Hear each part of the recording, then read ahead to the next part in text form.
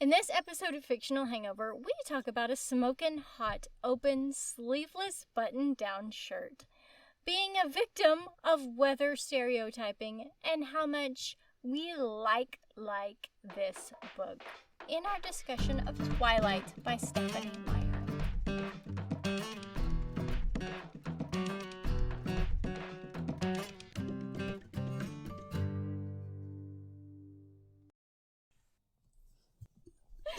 Hey everybody, welcome to Fictional Hangover, a podcast about young adult and new adult books, series, authors, and voice actors that is full of spoilers. I'm Amanda. And I'm Claire, and today we're going to discuss Twilight by Stephenie Meyer. Yes! I'm so excited. Standard disclaimer. If you haven't read this book, where the hell have you been? What the fuck, man? Please remember that Fictional Hangover is all about spoilers. If you haven't read or listened or watched the movies and don't want to be spoiled, stop listening to us and go read or listen to the book or watch the movie, then come back. If you haven't done this but want to pretend that you have, or if you don't care about spoilers, or if you just like the show, or Twilight so much that you don't care about any of that, then listen up.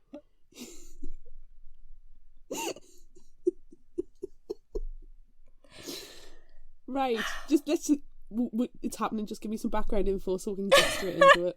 I'm not beating about the bush. No. I'm not beating about the push, baby. The push, baby. Okay, so I read on a website, CynthiaLettichSmith.com. They asked Stephenie Meyer, all the way back when these books were coming out, what was your initial inspiration for writing Twilight? And the response is, Twilight was inspired by a dream. It was such a great dream that I didn't want to forget it. So I sat down at the computer and wrote it down. I wrote 10 pages that first day. Those 10 pages are now Chapter 13, Confessions, and the true heart of the novel.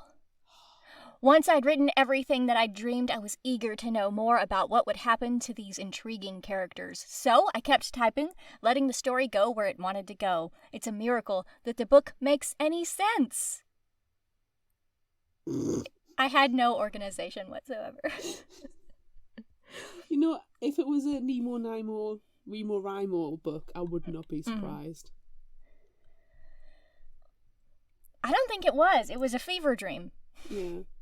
Is that not the same thing? It could be, depending on which month you have the fever dream. If it's November. If it's November, it's Nemo, Nimo, Nemo, Rimo. Oh. Do we have any coherent initial thoughts, or is it just us No. giggling like teenagers and getting very excited? Yep, that's what it is. It's just sounds. All the sound.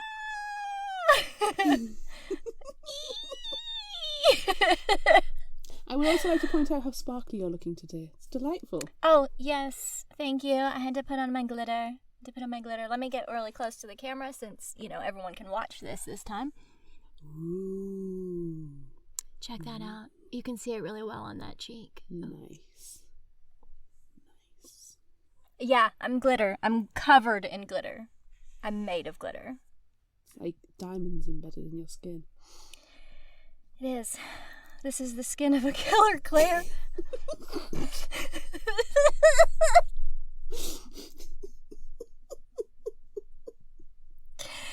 Jesus, and it hasn't even started yet. It's gonna be good.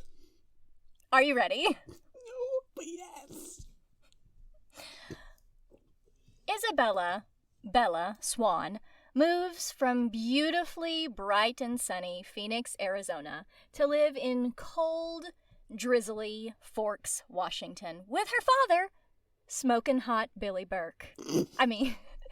Police Chief Charlie Swan, after her mother, Renee, gets married to baseball player Phil. Bella hasn't spent much time in Forks for several years, but now she's here to stay. Smokin' hot Billy Burke / Charlie is trying to make things nice for his daughter and has bought her an old truck from his friend Billy Black and has cleaned out half of the bathroom for her in his 2-bedroom house. Aww. Bella drives herself to school the next day and finds she's not very different looking than all the others around her. She's not super tanned and blonde like she thinks everyone else from Phoenix should look, but is instead so pale she's see-through like every other sopping wet Washingtonian. She meets overachieving Eric, who takes her to her first class, then goes through more classes barely remembering anyone's name or paying attention to anything, until she gets to lunch. That's where she sees them. They are the startlingly beautiful Hales and Cullens, the foster children of Dr. Carlisle Cullen and Esme Cullen. Twins, Rosalie and Jasper Hale, are honey blonde, pale, and gorgeous, and are somehow related to Esme. Big, burly Emmett, tiny pixie Alice, and chestnut-haired Edward Cullen are not siblings, but they've all been adopted by Dr. and Mrs. Cullen because she distastefully can't have children of her own. They all wastefully leave lunch, throwing away their perfectly uneaten food. Bella's new friend Jessica tells her not to waste her time with the Cullens and Hales because no one is good enough for them, except each other, because they're all dating. Except for Edward. Bella goes to her next class and finds the only empty seat is next to Edward, who stiffens up and sits rigidly, like an angry rock who smells something terrible when she joins him at his table. A discreet hair sniff tells her she smells just fine. It's not your hair, Bella. It's your pick. It's not your hair. Edward sits literally unmoving for the entire class period and then dashes liquidly away when the bell rings. Another new friend, Mike, accompanies Bella to her next class and comments on how weird Edward is. That's very nice. So nice. They're so kind. Everyone at this school is so kind. After the rest of her classes, Bella goes to the school office to turn in a slip signed by all her teachers. While she's in there, she finds Edward sexily trying to switch his class with her to any other one, but the secretary is unmoved by his sexiness and turns him away. Before he leaves, someone else enters the office, making Bella's non-gross-smelling hair whoosh around. Edward angrily, yet sexily, leaves the office. How many people do you think we have turned off so far from this summary because they were like, yeah, it's going to be serious? Fictional Hangover is always so serious and they're so good at writing summaries. Who I can't believe I out said of that all out the Fictional loud. Hangover listeners thinks we write serious summaries? I can't believe I said it out loud. I'm just gonna ignore you. Bella goes grocery shopping after school because smokin' hot Billy Burke / Charlie doesn't know how to cook, and she makes dinner for them. They have some small talk about her first day went and about the other students. She mentions the Cullens, and smokin' hot Billy Burke / Charlie immediately goes on the defensive. He really respects handsome Dr. Cullen and his wife, and that they are raising so many teenagers. He says that the others in town treat them differently because they are different, but he likes them. The next week at school, Mike follows Bella around like a dog and talks about an upcoming beach trip, and Edward is nowhere to be found. Bella thinks that he dropped out to avoid her, but then he comes back a week later and is perfectly cordial. In biology, their shared class, they quickly work through identifying cell phases, and then Edward asks Bella a million questions. They talk about her family and why she moved to Forks, and then she realizes suddenly that his eyes are a different color than the last time when she saw him. Ochre instead of black. And then he becomes rigid again. The next day is icy and Bella clumsily slips and slides to her truck, which has chains on the tyres, thanks to smokin' hot Billy Burke, Charlie. And so she drives safely to school. When she arrives, standing by her truck, she stares at Edward, who is a few cars away in the parking lot. Then, all of a sudden, a van slides across the ice right towards Bella. Before she knows what's happening, Edward is there, pushing her out of the way, stopping the van from hitting her with brute force and strength. He pleads with her with his golden eyes and his words that he was standing next to her the entire time and that he did not physically move any vehicles to keep her safe. stares. She doesn't believe him though. Nope. Soon enough, an ambulance arrives and takes Bella to the hospital. Strikingly handsome Dr. Cullen checks her out and decides that she's well enough to go home and that she was lucky that Edward was standing right there with her next to her the entire time and not 3 cars away. So obviously he is in on Edward's strong secret, too. Bella sees Edward and asks him for the truth about what happened, but he gaslights her that she just hit her head and is confused, though she knows she's not. He refuses to tell her the truth and tells her she's just gonna have to be disappointed. A month or so passes and Edward frostily ignores Bella, except to tell her they shouldn't be friends. A school dance is approaching and all the guys want Bella to go with them, but she's a terrible dancer, so she decides she's going to Seattle the day of the dance instead. Edward overhears this excuse and asks her if she wants to go with him to Seattle that day because he doesn't think her truck can make it there safely or on, 1 tank of gas. Can I just tell everyone, this is a 4-hour one-way drive with potentially a ferry ride, depending on which way you go. This is a long, long drive. I just need to throw that out there. Because it seems like in the book, I'm just going to go to Seattle for the day. No, man. That's a long drive. You're not just going to go to Seattle for the day and then turn around and drive back. That's 8 hours of your day. Fact bomb. Go on. Bella is confused because Edward, with his golden eyes, has ignored her for weeks, but now he wants to drive in a car with her for 8 hours. We know it's 8 hours because, Amanda has graciously, told us that from previous experience. I did the math. She says he's confusing and that she thought he didn't want to be friends. He clarifies that they shouldn't be friends, not that he doesn't want to be friends. So confusing. Edward invites Bella to sit with him at lunch after that and says that he's going to hell anyway, so he might as well do it thoroughly, whatever that means.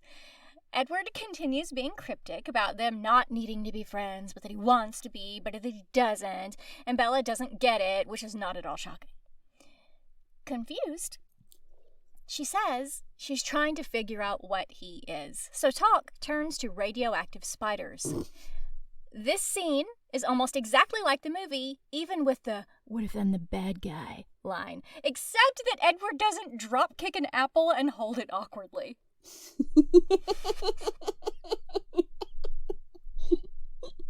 You gotta get the book cover in. I mean, you really don't. Bella, please don't drop kick apples. I will drop kick this apple and show you my dexterity. Which will just add to all the questions about radioactive spiders. Bella realises that they're the only ones left in the cafeteria and that they're going to be late for their biology class, but Edward is skipping today. Bella goes to class and gets queasy when she realises that they're learning their blood types, which involves pricking fingers and blood all over the place. Bella nearly faints, so Mike takes her to the nurse's office. As they're on their way, Edward swoops in and carries Bella the rest of the way. He convinces the nurse that she needs to go home for the rest of the day, so he takes her. On their way to Bella's, they talk about family stuff, like her mom and Phil and how he and his siblings were adopted. Bella invites Edward on the beach trip, which is that weekend, and he says that he's going camping with Emmett and that her friends wouldn't have invited him anyway. When their trip time comes, Bella meets up with Mike and all the rest of their friends at the sporting goods store Mike's family owns, and they head to First Beach at La Push. La Push, baby. It's La Push. While they're there, some teens from the Quileute Reservation, which is where La Push is located, come by. One of Bella's friends snarkily says how sad it is that no one invited Edward, and one of the Quileute guys says, "The Cullens don't come here." Puzzling. Another of the boys seems to recognize Bella, so he comes over to chat with her and introduces himself as Jacob Black, son of Billy Black, former owner of Bella's old truck. Bella and Jacob go for a walk around the beach, and Bella flirtily asks what the other guy meant when he said, "The Cullens don't come here." Jacob tells an ancient Juliet tale about his tribe descending from wolves and how the Cold Ones are their natural enemies on account of how they're always slaughtering everyone. It just so happens that the Cullens are Cold Ones, aka vampires! Except Bella doesn't know that yet. Jacob says that the Cullens, if you are to believe the tales, are different from other Cold Ones, and so they have a semi-peaceful relationship with the Juliet tribe, in that the Cullens don't come here.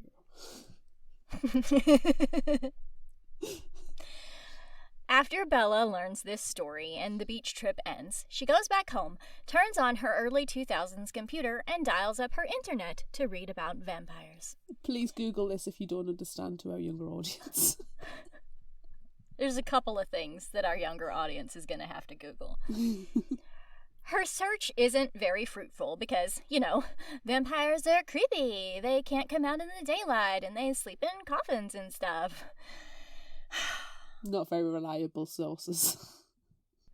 She does find a few details from some unique types of vampires she's never heard of that kind of resemble the Cullens, though, like shifting eye color, cold skin, super strength and speed. But really, are they vampires? Bella decides that she just doesn't care one way or the other, but at least she has another theory other than being bitten by a spider that she can maybe talk to Edward about at school the next day. Except he's not there. Or the day after that either. Nightmare, man. Bella's pretty bummed about it, Edward skipping school. But the weather is very nice and sunny, so at least there's that. Jessica and Angela invite Bella to go with them to Port Angeles to pick out dresses for the dance that Bella is expertly avoiding with her 8-hour trip to Seattle. While her friends are trying on dresses, Bella nervously asks Angela if the Cullens often miss school a lot, and she says yes, especially when it's nice outside, so at least Edward's not avoiding her or anything. That worry resolved and her friend's dresses bought, Bella decides to skip out on a walk to the bay before dinner and goes to a bookstore by herself. I'm with you, Bella. We're all with you. But she doesn't like the look of the dream catchers, crystals, or the hippie running the shop, so, moves on. After not finding another bookstore, Bella tries to walk back to the bay and to her friends, but she is followed by street toughs, making her panic. No, she just not keeps ruffians. panicking. She just keeps panicking and making wrong turns, which leads to a dead end and being surrounded by the street toughs. Luckily, as she's trying to remember how to punch someone's nose into their brain, Edward power slides up in his car, forces Bella inside, and speeds away. He asks Bella to talk about nothing to distract him from going back to kill the street toughs for what they were thinking. Wait. What? Yikes. What they were thinking. Murdering.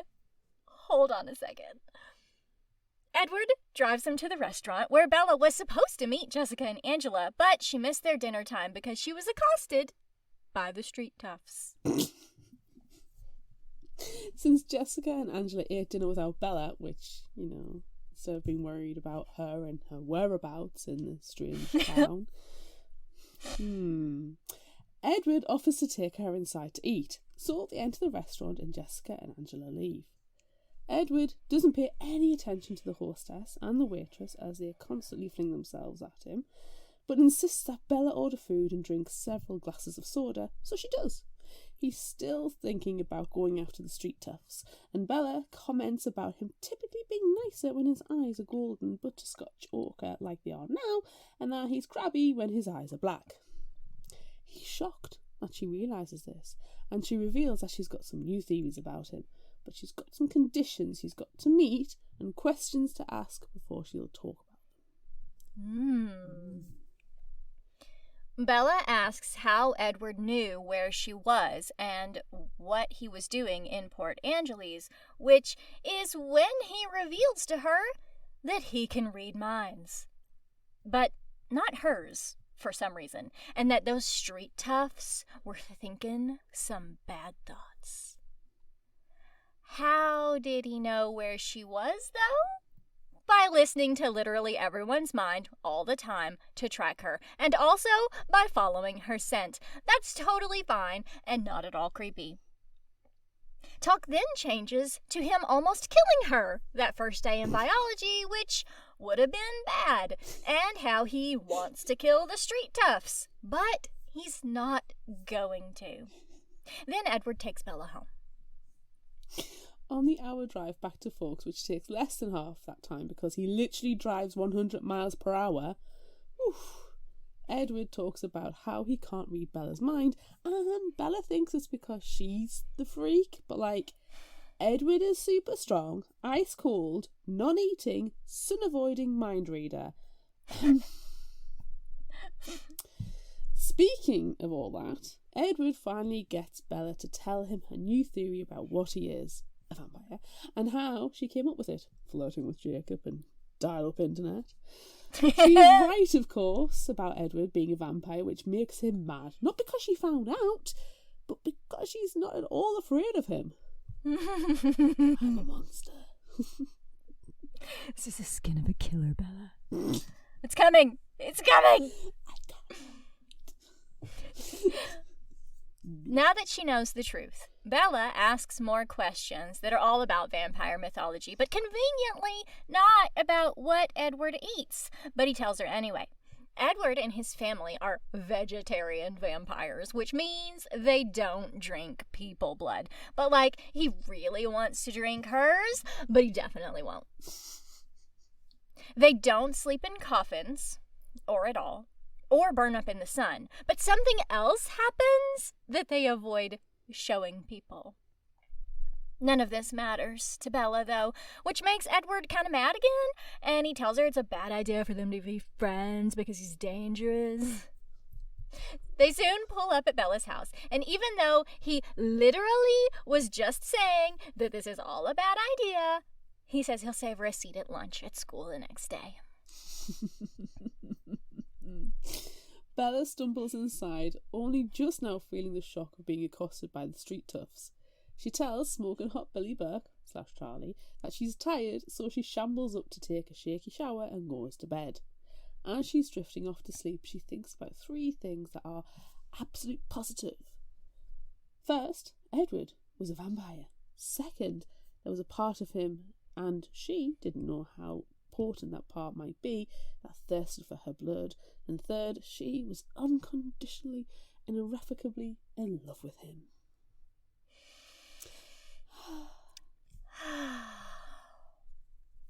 Edward picks Bella up for school the next day, and they talk about asking questions, but they don't really ask any. Luckily, Edward drives 1,000 miles per hour, so they are at school, which is approximately 2 miles away, in 7 seconds. Look, I did a lot of math in this episode. I just want everyone to know that. This is accurate math. Since Edward picked Bella up, the rest of his siblings rode to school in Rosalie's ostentatious red BMW, so everyone's paying more attention to that than they are to Edward and Bella arriving together. Jessica sees, though, and they can both tell she is dying to find out exactly what happened the night before. Edward tells Bella that Jessica wants to know if they're dating and what Bella really thinks of him, and he's curious about that too, so he's definitely gonna be mind eavesdropping on their conversation. Rude. When Bella gets to chat with Jessica, she doesn't mention the street toughs and that she could have been molested and or murdered. Instead, she tells Jessica in the most boring and dull way possible that she, I just met up with Edward and, he took me for dinner, and Jessica already knows this. Jessica asks if Bella likes Edward and if they're going out again and if they're going to kiss, and Bella tells her about Edward offering to take her to Seattle and that they're probably not going to kiss because their relationship isn't like that, and she probably likes him way more than, he likes her. I like that paragraph. You like that one? Yeah. At lunch, when Bella is back with Edward, who eats one bite of pizza instead of buying lots and lots of food and putting it directly into the trash, they talk about her conversation with Jessica. Edward doesn't agree with Bella's like thoughts. Then she talks about how he always sounds like he's trying to say goodbye, and he thinks this is perceptive, but it's the reason why she's wrong. If he can stay, then he likes her more. Talk changes to spending the weekend together, but not in Seattle, probably because Edward has realized that it is literally 8 hours away. But if he's driving 1,000 miles an hour, then it probably will only take about 3 hours. But you can't discount the ferry ride, which is slow no matter what you do. I saw you working the math out in your brain there. Yeah.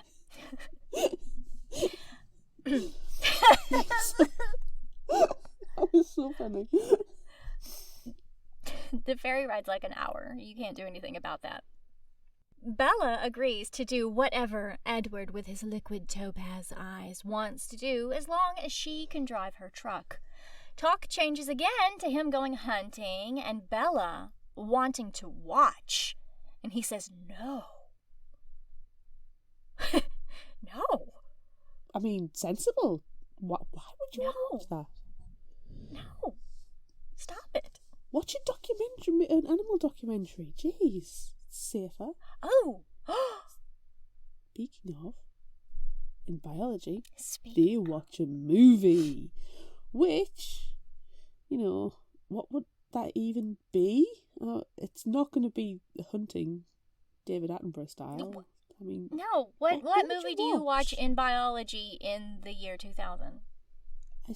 Actually, it's a little bit later than the year 2000. But still, what movie do you watch in biology? I don't understand. I can get it with like an English class. Yeah, English history. Even religious studies. I don't know. They didn't have YouTube. Did they have YouTube back in 2000? I can't remember. It was a long time ago. I don't know. Interesting. Anyway, Bella doesn't know because she's hyperfixated on Edward. For some reason, being in the dark classroom makes them both feel, supercharged with hormones. Teenage hormones in the dark. But the class ends. Edward gingerly strokes Bella's face and she goes off to gym class. She hits herself in the head with a badminton racket, which I can tell from personal experience, that sucks. It really hurts. And Mike tells her that he doesn't like that she's with Edward because he looks at her like, she's something to eat. Which is definitely true. But not like any of Mike's business. The next day is pretty much the same, except Edward asks Bella a billion questions about her likes and dislikes. When they get back to Bella's house after school, Edward is upset to find out that Billy Black and Jacob are coming for a visit, so he speeds off as they drive up. Billy looks murderous, and Jacob is oblivious until Bella mentions who it was that just dropped her off. It's obvious that Billy Black has some feelings about the Cullens, which Jacob attributes to the old legends, and not the fact that Edward is a vampire. But Billy knows. Bella hopes that Billy won't say anything to her dad, and luckily he doesn't. The next day, Edward picks Bella up again and asks a billion more questions, but lets Bella know he won't be taking her home from school that day. He and Alice are going hunting, so he won't want to eat her when they're together the next day. So they're going to break into her house and steal her keys and truck to bring it to her. But of course, they don't say anything of that. School goes well enough, though Mike is kind of a dick about Edward. But then it's over. Bella tells Smokin' Hot Billy Burke / Charlie that she's not going to go to Seattle the next day by herself. But she doesn't tell him what she's going to do or who she's doing it with.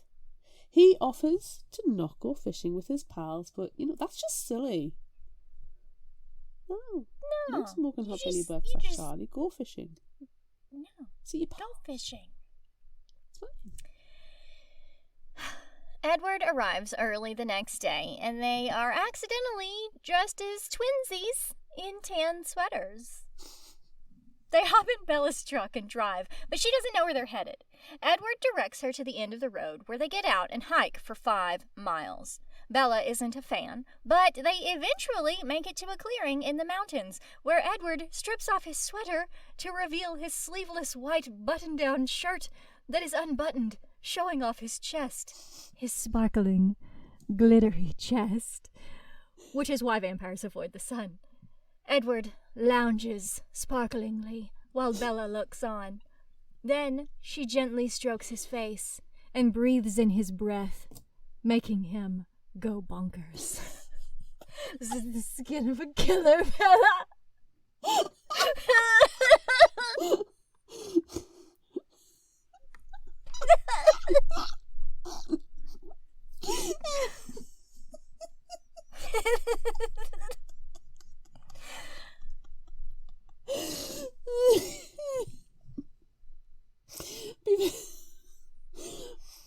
Can I ask a question? It's really important. So he's wearing this sweater, and he takes it off, and his button-down shirt that he's wearing underneath is already open, and it doesn't have sleeves. What the hell is this shirt?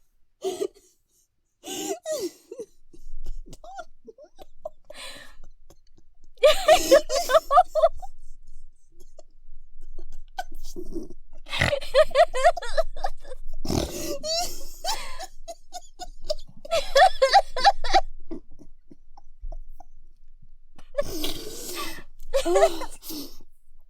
know. Oh, dear me. That's my favorite part of the book, I think. That he took off his sweater and his shirt was already unbuttoned and it doesn't have sleeves.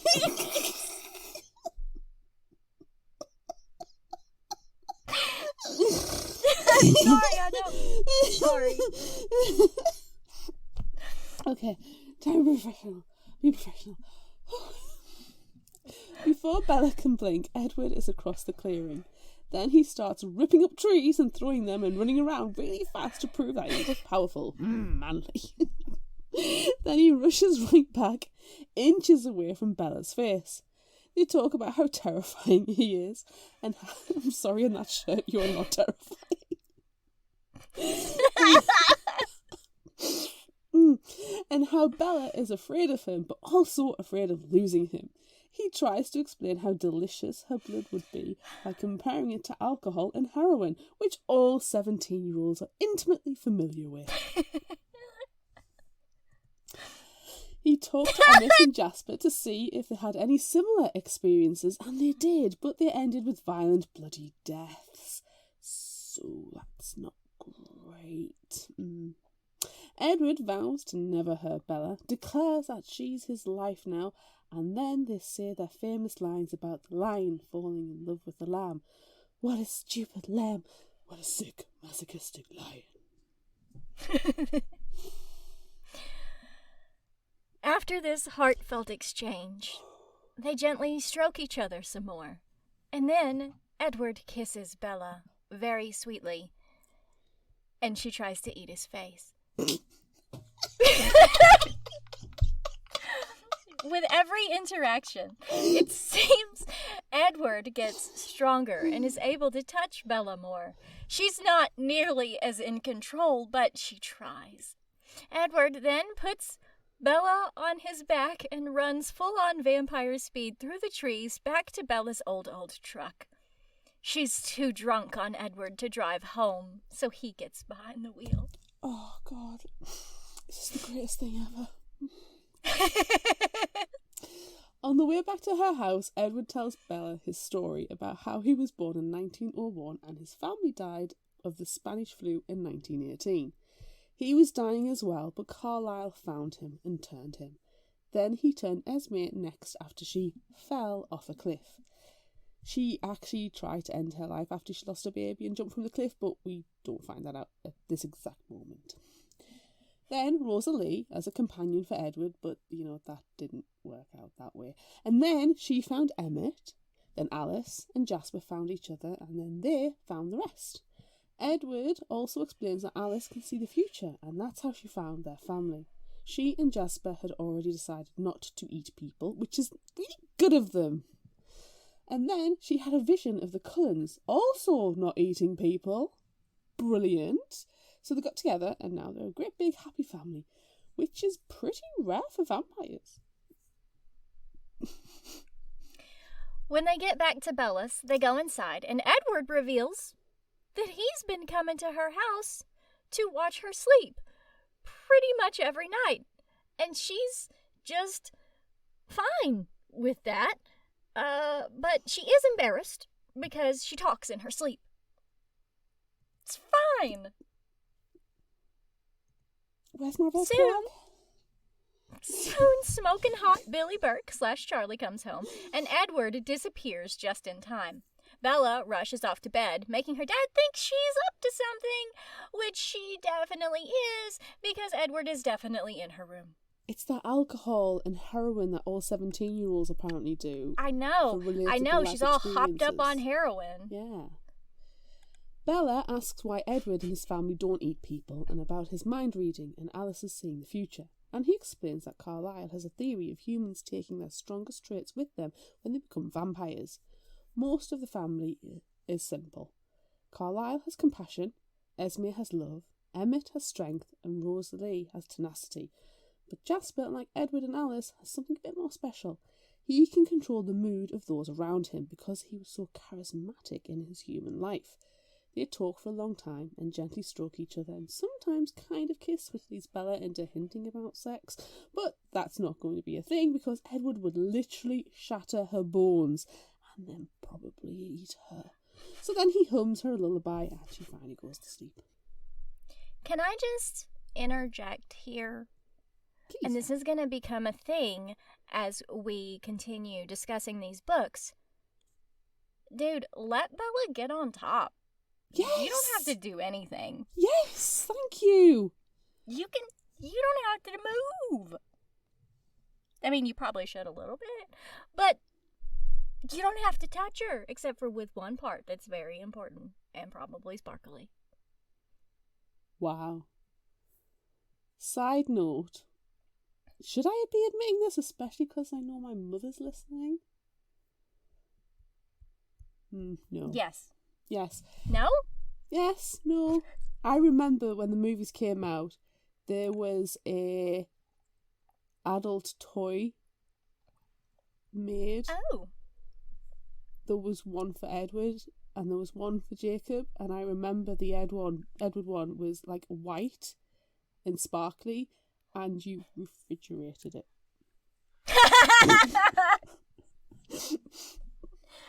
Was Jacob's really like offensively reddish in color and you put it in the microwave? I genuinely can't remember because it felt really inappropriate to know. It's dreadful. The Jacob one, like, he is definitely underage, whereas, you know, Edward's 100 years old, so it's fine. He's only underage for a little bit longer. Mm-hmm. Still. No, actually, I'm pretty sure he's 15 right now. Yeah. Yeah. It's wrong. Let's just say it's wrong. So yes. Edward is 100. That's fine. Moving on. Please move on. Move on now. The next day, Edward takes Bella to meet his family. She's terrified, of course, but not because she thinks they're going to eat her, but instead because she thinks they won't like her.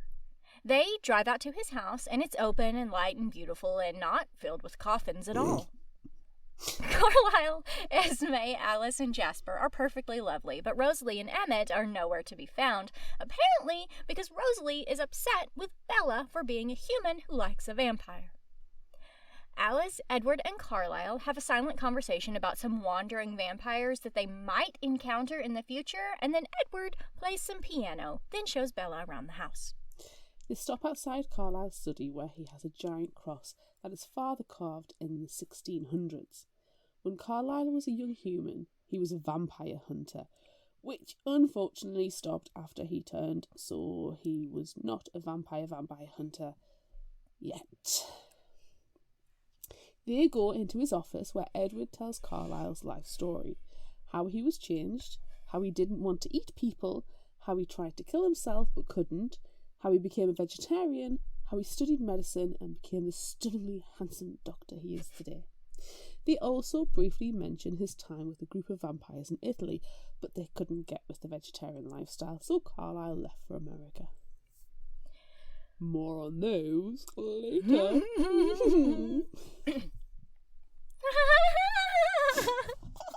You have to do the arrow laugh. Oh, that's going to be obsessive during that episode. Oh, I can't wait. As they continue the house tour and head to Edward's room, they get back around to Carlisle turning him. He mentions that he ran off on his own for a little while and ate evildoers, and then he came back to Carlisle and his family and has been with them ever since. They talk about music in Edward's room, and then, while we do not get the hang on tight spider monkey line from the movie, Edward does pretend to attack and eat Bella. But then Alice and Jasper come in and ask Edward to play baseball. Ooh. Edward takes Bella home and is angry to find Billy Black and Jacob there again. Do they not have their own homes? Jah! Billy is very upset at Bella being with Edward but can't exactly say out loud. And Bella tells Billy in not so many words that she knows that the Cullens are vampires and to leave her alone about it. Jeez. They drop off some fish and leave. Smokin' Hot Billy Burke / Charlie is excited about eating the fish for dinner, but he's not so excited when Bella tells him that her boyfriend, Edward Cullen, is coming to pick her up and officially meet him. That doesn't go badly at all, and they leave in a monster jeep to drive up the mountains to play vampire baseball. Vampire baseball is pretty much exactly like regular baseball, except it's very spread out and very fast, and Supermassive Black Hole by Muse is playing all the time in the background. Yes. Them's the laws. The game goes well until Alice sees that the wandering vampires are approaching, and they are approaching right now. They scramble to kind of conceal Bella's humanness, but it doesn't really work. The three vampires, Laurent, James, and Victoria, try to insert themselves into the baseball game and then immediately want to eat Bella after the wind blows her hair and her delicious human scent wafts around the field. When Edward growls and steps in to protect her, James gets angry. They manage to split up while Carlisle tries to smooth things over, but Edward reads in James's mind that he's a tracker and he wants to kill Bella just for funsies. Edward, Bella, Emmett and Alice leave to try to come up with a plan to get Bella as far away as possible so James can't get to her. She insists that she has to go home because that's exactly where James is going to track her, and when he gets there, he's going to find Smokin' Hot Billy Burke / Charlie and eat him. No, not Smokin' Hot Billy Burke / Charlie. She comes up with a plan that kind of makes sense to lure him away from her house, so that's what they do. Bella pretends that she doesn't want to live in Forks anymore, so she yells at her dad and says she's going back home to Phoenix. She packs up a bag and storms out to her truck where Edward is secretly waiting, and they drive off. They go immediately to the Cullens' house, where Esme switches clothes with Bella, and she and Rosalie take her truck to trick James into following them anywhere but to Phoenix.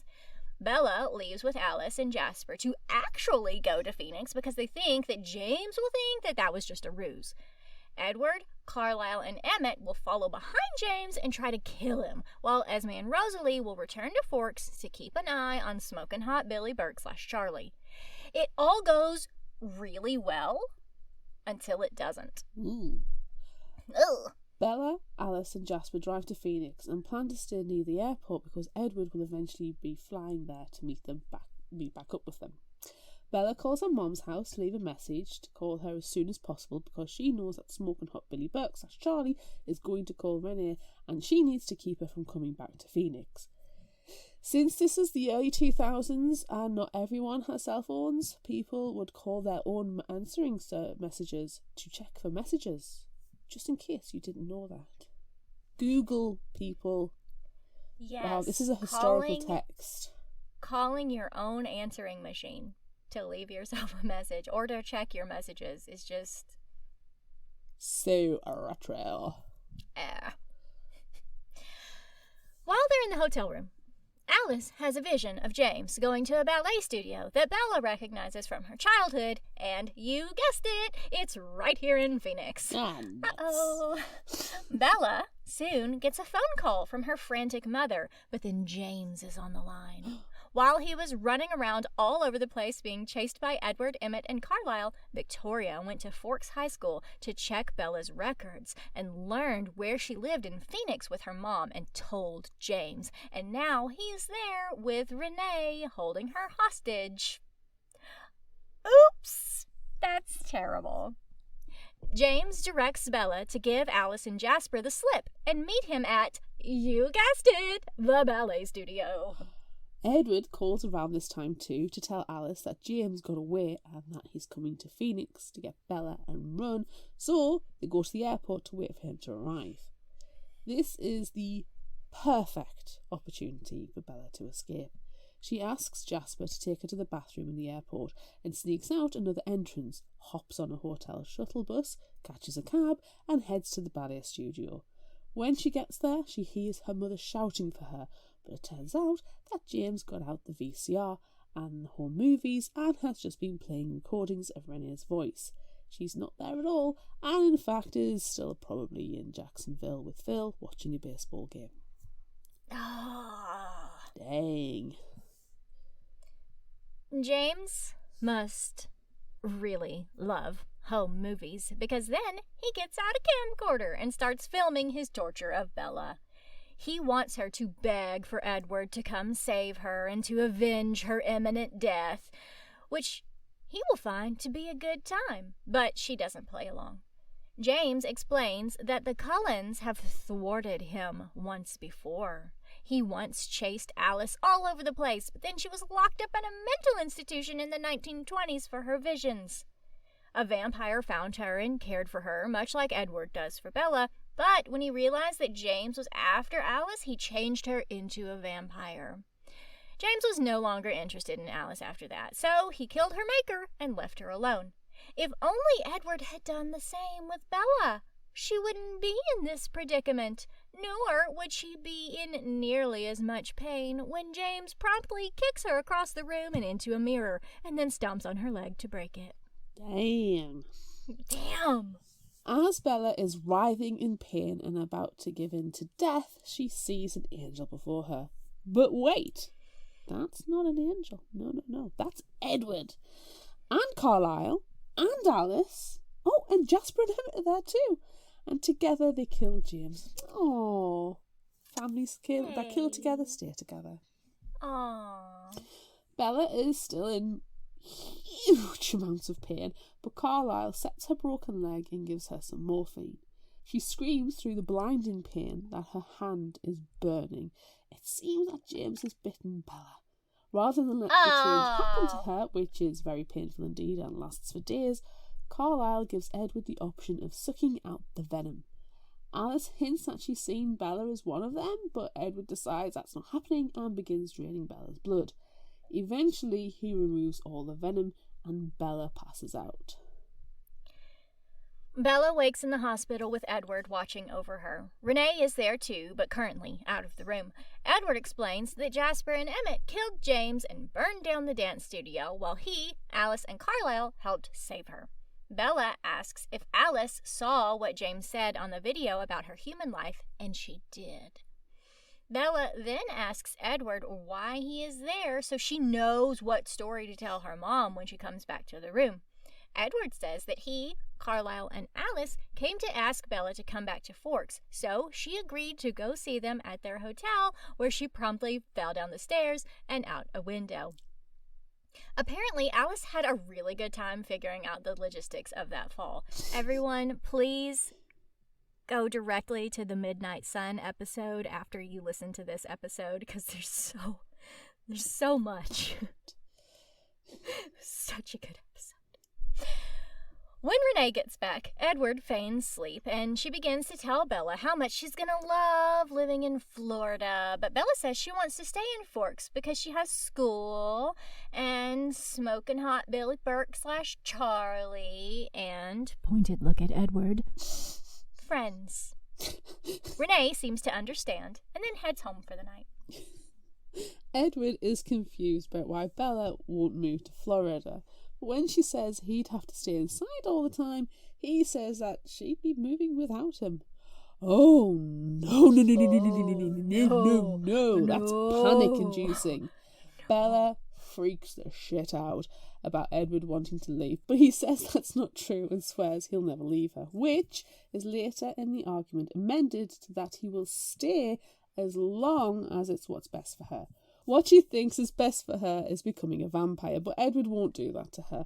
But she says she knows others, like Alice, who have already seen her future. Futures can change, though.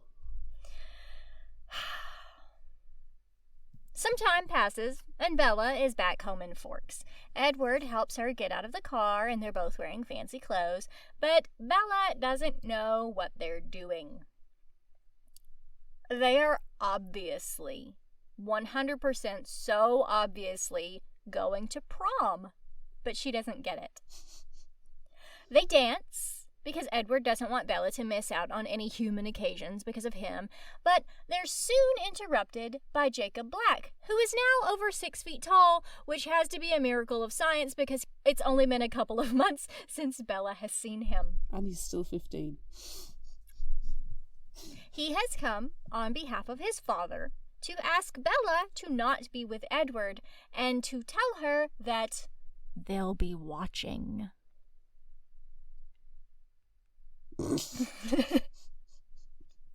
After Jacob leaves, Bella and Edward dance more, and then she reveals to him that she thought he had changed his mind and had gotten her all dressed up to change her into a vampire.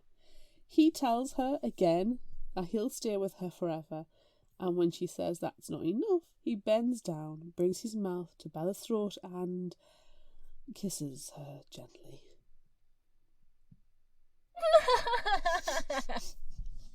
It's not a black tie occasion, Bella. No.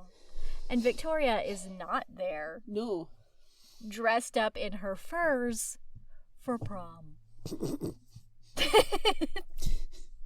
I mean, she might be. We just, it's not in the book. No, it's just not there. It's not there in the book. And then Radiohead does not begin to play. No, the only time there's guaranteed music is Supermassive Black Hole Baseball. During Vampire Baseball. Yep. I'm going to watch the movie now. Yes, I feel like we need to take a movie break. Yeah. No, we have a discussion that has to take place. It's very, very important. Okay. Have you ever read a book and thought, wow, I would love to see this on the screen? Well, the Adapting Podcast is for you. Hi, I'm Emily Malik, host of the Adapting Podcast, and with a guest every episode, we take a look at books that have never been adapted, why that's so, and how we would go about translating it to a different medium. We talk about any novel from the serious to the downright silly, as long as it hasn't had an adaptation. So come and take a listen to the Adapting Podcast on wherever you get your podcasts.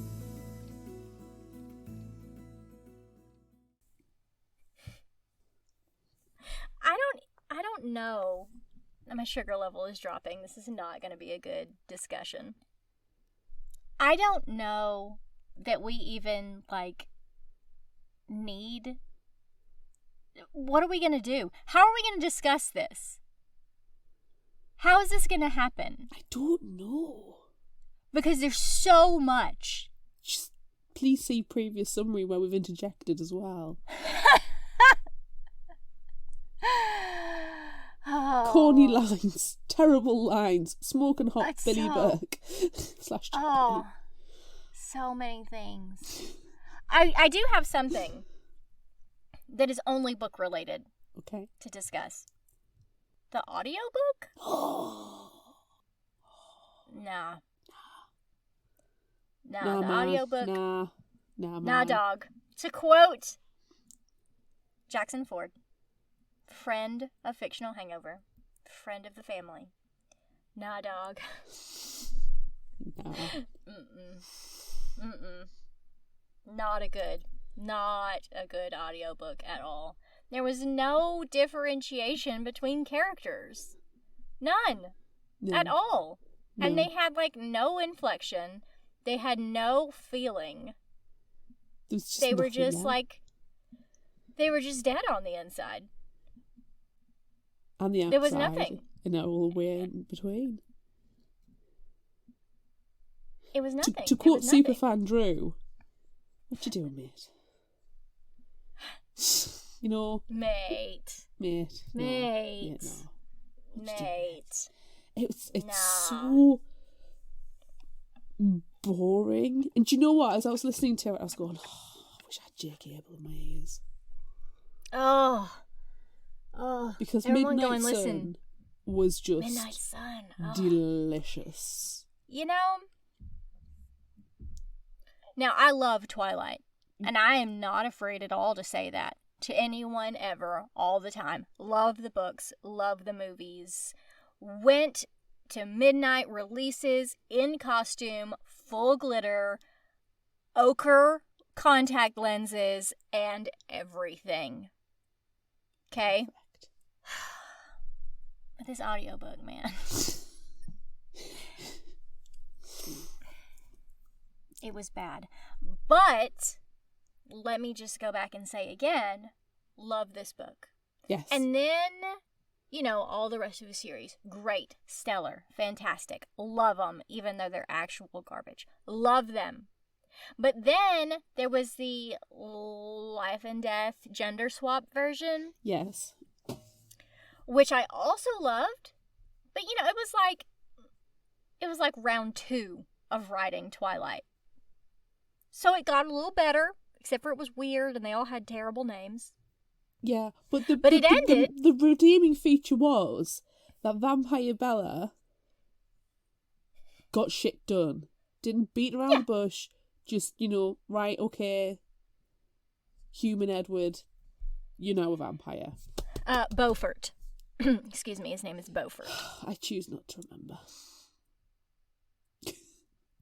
And then, was it Edith? Her name was Edith, right? I can't remember. Edith and Beaufort. It's the one I have, like, read the least because... Yeah. Yeah. Anyway, so, but that book, it was good. Minus the weird, terrible names. And then, my friends, time has passed. And Midnight Sun is finally released. And, like, it's the third time's a charm. Third time is the charm. The book was so much better. And it's almost exactly the same, except for that chapter about throwing cars across the interstate. Which, again, everyone please go back and listen to the Midnight Sun episode. It was ludicrous and perfect. See, this is why I like them. I admit the series as a whole can be problematic. There are aspects to it which are... Oh, God. It's not the most well-written of books. Stephenie Meyer admits it was not organised. But it's just a fun read. Like... And it helped reignite, like, the passion for vampire literature again. And that is not a bad thing. No. Yeah. Yeah.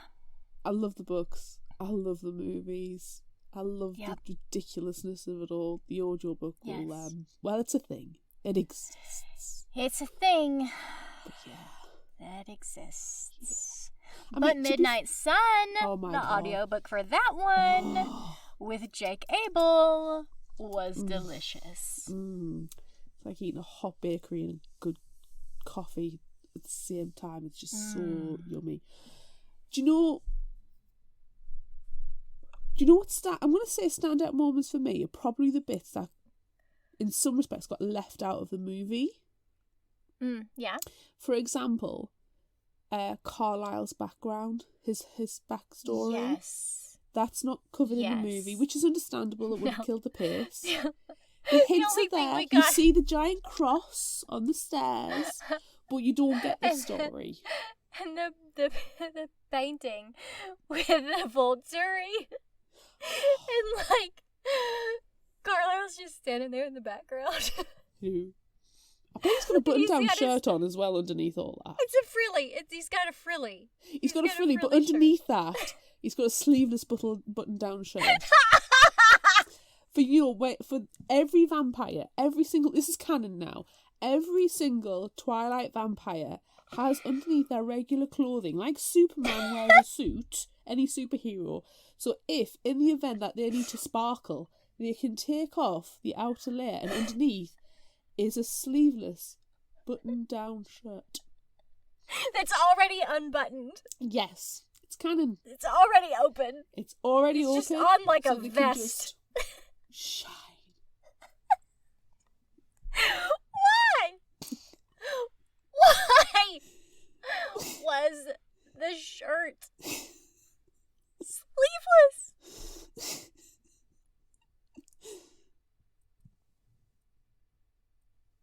It's my favorite part. It's my favorite part of the entire book, that he takes off his sweater and he's wearing a sleeveless button-down shirt, and it's already somehow unbuttoned, and he's just there glittering. I don't understand. Check out my sparkles. Ooh. It's the skin of a killer, Bella. Sparkly and beautiful. It's the Killers skin of a only wear killer. open sleeveless button-down shirts. Killers only wear glitter. I hope everyone has noticed my cup, by the way, that I keep You do keep flashing quietly your cup. holding up. It's the cup of a killer. It's the cup of a killer, Bella. And then Bella's there. Oh, she's just so bored. That's so blurry. Do you see it? Do you see it? The wig's It's a- much better on their mind. Oh, can I point out, right, two things from the movie? I'm Two things sorry from the for movie. showing everyone my cup for so long. Right. I really want the chips that Bella gets in the cafe when she's eating with her dad. They look amazing. Sorry, fries. They just look chunky and Yeah, you chips. know, What the fuck, man? oh my god, Yeah, they just look mhm. amazing. They look like beer battered, Yes. double fried. They look delicious. Also, Yes. do you know when Bella goes to the Carlisle house and they're making Italiano for you, Bella? She's not even Italian. Why is Rosalie wearing gloves? It's so she can shatter that bowl and not cut her fingers. Oh, it's movie That is the ma- only reason. It should be sugar glass or something. It's movie magic. It annoyed me. It vexed me. Just Yes. throwing Do you that know what out there. vexed me? Going back to the movie. You know that like drunk guy that's there, and he's like maybe a hobo and everyone loves him and they call him Butt Crack Santa. Waylon. And he gets murdered by, Laurent and James and Victoria. Why? Why is he in the movie? Pourquoi? Just why? And why is the line Butt Crack Santa in the movie? I would ask you this, Amanda. Why not have the What? line Butt Crack Santa? What have you got? Do you find it offensive? Do you not I like do. Butt Crack Santa? I am offended by Butt Crack Santa. I say this to you in rebuttal. Like, fuck you are. Rebuttal. I rebuttal. I rebuttal your butt crack. No, I'm not at all offended by Butt Crack Santa. But just like, why? Do you know what I did love from, I'm pretty sure it's that same exact scene where they're at this restaurant and, smoking hot Billy Burke's eating his burger and Belle's eating her salad. And then there's like... Oh, that salad is so offensive, by the way. I know, it's dreadful. Yeah. But then Mike Newton is in the back, like, out the side of the window doing, like, a... Oh, yeah. How his trousers, his jeans do not fall off, I don't know. He's having a good wiggle. Why? Let's just say I love decisions were made, and that's it. I love it. I love it so much. What about the book? We're And supposed to be talking about the book. I know we are, I'm sorry. Oh, my But God. really, the book and the movie are so very similar. There's They are. only a couple of things that are not included or are added, but correct Santa. But they're very similar. Yeah, I think for me, it's mainly the background to the Cullens. Like we say, Carlisle's not there. And you don't find out in the movie about Alice was James's victim. Right. And that she And doesn't that she remember doesn't- any of her humanity. She doesn't know. She Yeah. doesn't know her human life. And that was dreadful. She doesn't know her human life because she was locked in a dark room in an asylum. Yeah. And we all know the 1920s asylums were horrible places where It's people not a were good place. basically tortured. That's not a good place to No. be. No, not Yeah. at all. Yeah.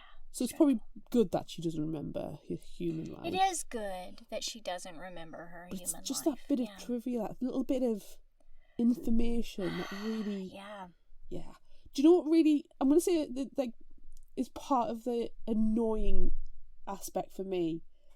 I say annoying, but it's probably the wrong word. I hate the way that Bella is constantly being shot down by Rosalie mainly and Edward for her wanting to throw away her humanity. You know, she's made Yeah. this decision. It's an informed decision to become a vampire. She's literally just been chased halfway over the country by a vampire, yet she's willing to give up her humanity to become a vampire, and they just disrespect her and basically, no, you don't. No, that's not what you want. No, you don't want this. Yeah. You'll be a monster. Yeah. But they can't look around. I mean, Edward can look around at his family and see goodness. You know, Mm-hmm. he sees love from Esme. He sees Yeah. strength. He sees tenacity. He sees, you know, I mean, look at Carlisle alone. I know. And Carlisle is amazing. yes, and he can't see any good. He sees only a monster, and I think it's so massively disrespectful to disregard her choice to turn into a Yes. vampire. It's so annoying, and it's like the theme that continues throughout the series as well. But Yeah. yeah, it really vexes me how. That's the word of the day for me. I think it vexes. It vexes me how Rosalie and Edward in particular just so disrespectful to her wishes. Yeah. Can I tell you something? Yeah. I don't know if it's vexing to me, but Is it Mike? Is it Mike? He is vexing. Mike is vexing, but no. What I find vexing, and really, it bothers me. Okay. You know how the Cullens can carry on conversations, like, while Bella's there. So they have to be speaking so quietly and so quickly, but they're having these conversations. And, like, Bella can see it. She can see, you know, it happens once in particular in the Cullen household when Alice comes in and she mentions, like, oh, there's vampires and they're coming. Mm-hmm. And, like, this whole conversation happens. And Bella kind of picks up on it. Mm-hmm. And she's like, what is happening? What are you talking about? And he's like, oh, you caught that, didn't you? You caught that, did you? So this is obviously a very quiet, very quick conversation. Why do Alice and Jasper not hear James on the phone telling Bella what to do. I don't know, and it's annoying.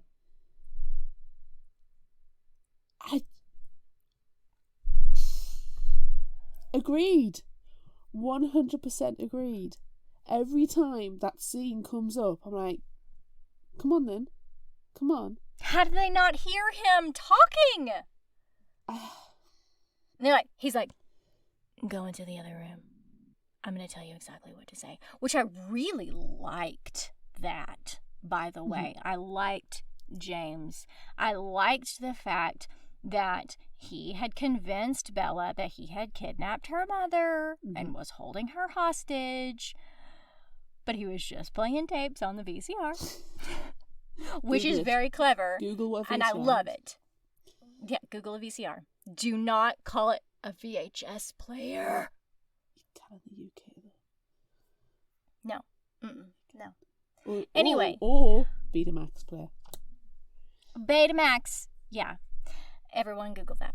But I really liked that. I liked the story. I liked James telling Bella what to do. I liked the way it was written. I liked, he's telling her, say yes, say it now. Say mother, I'm like, please don't come. Say it now. Go to the other room. Do it now. I really, really liked that a lot. Yeah, I really liked it. But you can't tell me that they didn't hear that conversation on the phone. Or Alice didn't see it was going to happen, or something. But going back to Vampire Baseball with Supermassive Black Hole playing in the background, they are having this huge baseball game, and it is described clearly that it is huge. They are very far apart, and there is a line, like Esme gets the game started, and she's just like, okay, let's play. And it's like, she says it in such a clear voice, and she's like, but I know that Edward, way, way, way, way out in the outfield, heard it. Yeah. Because they're vampires, they got vampire hearing, but they can't hear a voice on the other end of a phone. Vexed by technology, no! Ah! That bothers me. That bothers me. Yeah, no, it bothers me as well. It's a clear mistake. How did she not? How did they not hear? How did they not hear her talking on the phone? It's so annoying. It's bothersome. Yeah, it's vexing. It really is. It's vexing. It's vexing. We are vexed. We are vexed. Vexed, I tells you. Do you know what I like that's in the book and not in the movie? What? Yeah, so, Tyler is the one that nearly kills Bella, and yes, Edward has to use his super strength to push the van out of the way. And Tyler spends pretty much the entirety of the school year, trying to apologise to Bella. And everybody's like, just leave it, man. Just leave it. He's like, I know how to apologise to you. I'll take you to prom. And no one dissuades him from this. Literally no one. And in the book, she gets ready at the Carlisle house for prom. And they're on the way to prom. And she's like, oh, I'm going to be turned. And he's like, it's, being turned is not a black tie event. Is this really what you thought was going to happen? No, we're going to prom. No. And then he gets a call from Smokin' Hot Billy Burke / Charlie. Yes. And he's like, Tyler's going to pick Bella up from the Swan House for prom. And Edward's like, dude, she's nah. No. Nah, dog. Never. Nah, dog. Nah, dog. It's not happening. She has prior engagements with me. I just love that. It just continues all the way through to the end. It's like, Tyler, you're an absolute doofus. Yeah, man. Can I just want to say it out loud so I don't forget. Ooh, say it out loud. Say it. Sorry. Say it. Say it out loud. Do it. Say it. Microphone. I want to hear it. What I want to say out loud into the microphone. to me, this is a note to me for editing purposes. I want to add in, because I have it saved, I have Jackson Ford saying, "Nah, dog." I want to add that into this episode so much in the editing when people go and listen to the episode. So if you're not watching it, you're gonna get Jackson Ford. Sorry, Jackson Ford. I'm gonna add you into this sorry. episode. Don't apologize. Nah, dog. Nah, dog. Nah, I have dog. that clip saved to the desktop of my computer, and I just open it and play it sometimes. Nah, dog. Nah, dog.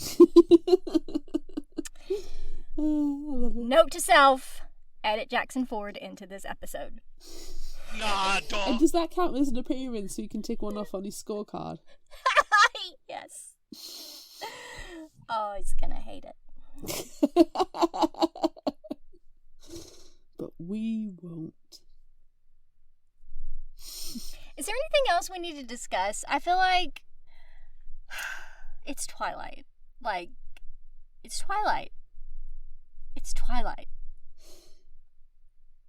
Can I ask about Robert Pattinson and Kirsten Stewart's casting? I know we're talking a lot about the movies, but the book and the movie is so intertwined, which is why we did the Would You Rather question on social media that we did.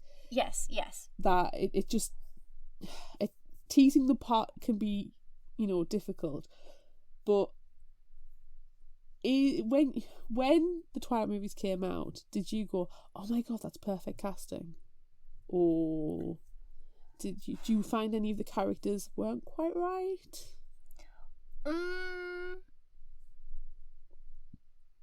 I didn't Honestly, really have much visibility of Kristen Stewart beforehand. Didn't really know who she was. No, she was in a couple of things as a kid. She was in the movie Panic Room, which I remember her from. Also because that character has diabetes, so obviously. Diabetes in fiction, diabetes in literature, diabetes in movies. Makes me really happy. So I knew her. I knew that she was a being. And I knew, obviously, Cedric Diggory. Robert Pattinson, Cedric Diggory. Yes, 1000%. So I cannot remember when the movie came out, like being, "Oh, that's Cedric Diggory," or I can't remember. So I don't know. No, I think for me it's mainly like thinking about the Cullens as well. Like Alice is pretty perfect for me, and Jasper's pretty perfect. I have issues with Rosalie purely because, like, the actress, I can't remember her name, it's gone out of my head, she's smoking hot. Yeah, and she's Rosalie beautiful. is supposed to be smoking hot, but movie Rosalie is not smoking hot, possibly because of the wigs. I think it's the and wigs. the random wearing of gloves. Yes. I remember one of my friends back then was obsessed with the actor something Lutz, Kellen Lutz, who plays Emmett. Kellen Lutz. Mm-hmm. Yeah, she was Kellen obsessed Lutz. with him. Mm-hmm. Yes. And I remember thinking Carlisle and Esme look a bit older than they should, but also it makes sense that they've been aged up a little bit. Otherwise, it wouldn't make sense that teenagers are a doctor and foster parents to a bunch of teenagers. No. Yeah. And I mean, Carlisle is a little bit older, but not like wildly old, like mid-20s, gotta be. He's no Doogie Howser. No, that would have been weird. That'd be super Neil weird. Patrick Harris, Carlisle Cullen. No, I think I was pretty pleased overall with the casting. Although, they were like 40. Like, all of them. 40-year-old teenagers. Which is weird. No, 30. They were probably 30-year-old teenagers. But anyway, and that's fine, because that happened in Saved by the Bell. We've talked about 30-year-old teenagers in many, many episodes. But I can't think of any off the top of my head. But still, we've talked about this. But no, I feel like I was fine with the casting.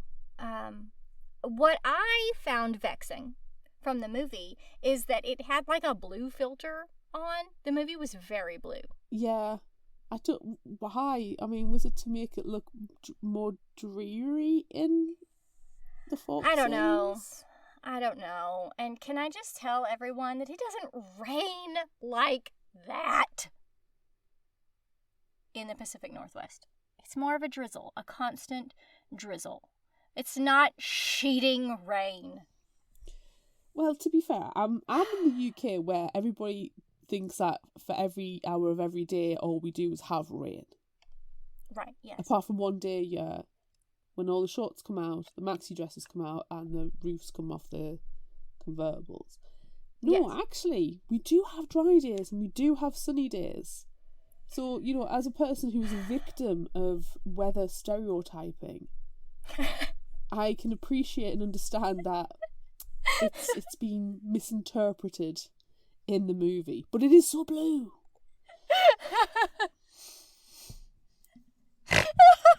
You like the weather stereotype there, didn't you? I love that you're a victim of weather stereotyping.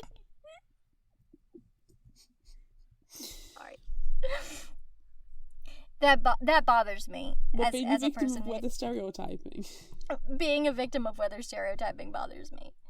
Because, like, when I moved from Arkansas to live in Seattle for a while, everyone was like, it's just rain. It's just rain all the time. It's just rain. You're just gonna go and you're gonna enjoy. You liking the rain? You liking the rain? That's not how it is. That's not how it is. It bothers me.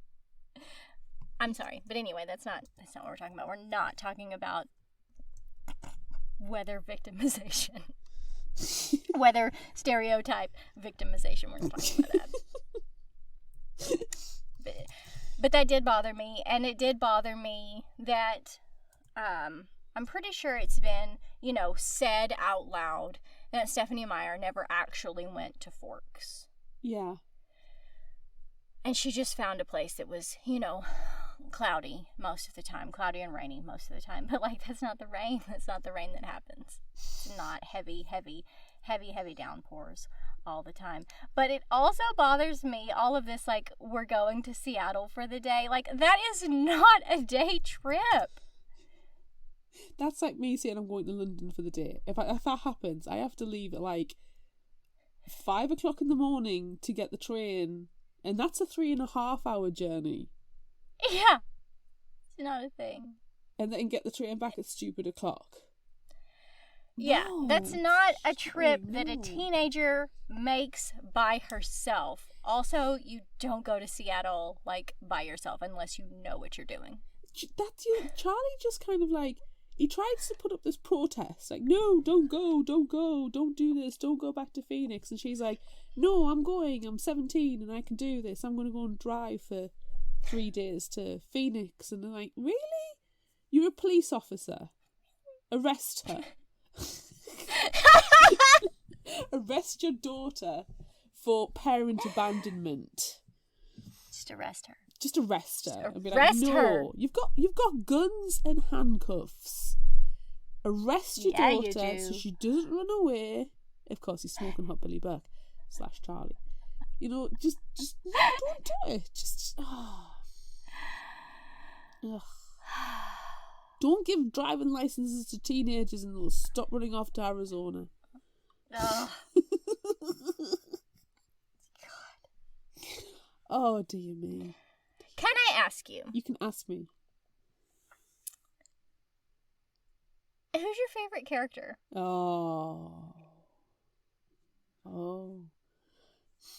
Even though she's not proven herself so much in this one, it's always going to be Alice. So let's just, put that in there, copy and paste it Always Alice. to every single one. Always Alice. Yes, Alice. But in Alice. this one, yes. it's got to be Smokin' Hot Billy Burke / Charlie as well.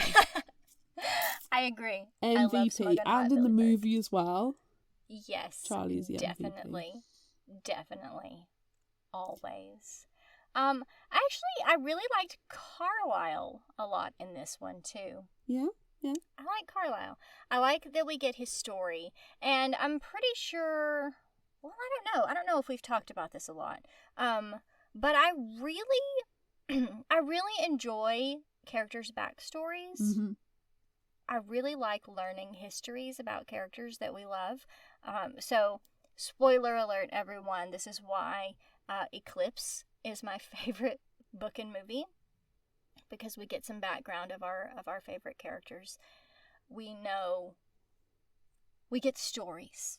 Yeah. And I really, really like that, which is also why I enjoyed Midnight Sun. Mm-hmm. It's also why, like, Half-Blood Prince is my favorite of the Harry Potter series. Like, we just get backstories. We get backstories to characters, and I really, really like that. So I liked Carlisle because we got a lot of Carlisle's backstory in this one. Yeah. I really, really enjoyed that. Yeah. It's nice to get that attachment to the character, isn't it? Like, Yes. they're not just a random person who helps move the story along. They've got a purpose and a meaning behind them. Yeah. Oh. But I did love Alice. Always love Alice. I dressed up as Alice for every movie release. Loved Alice. Like, I had, not because of her, because of the movie, but like, that is what my hair looked like. I flipped it out. I loved Alice.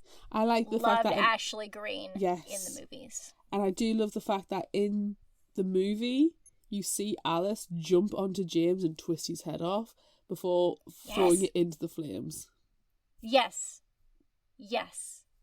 That was brilliant. Yes. I did not love in future movies when Edward claims that he killed James. He not. He did not kill him. No. He was nowhere. He beat him up good and proper. He did, yeah. Because he got there first. Please see Midnight Sun. For him getting there faster than everyone else.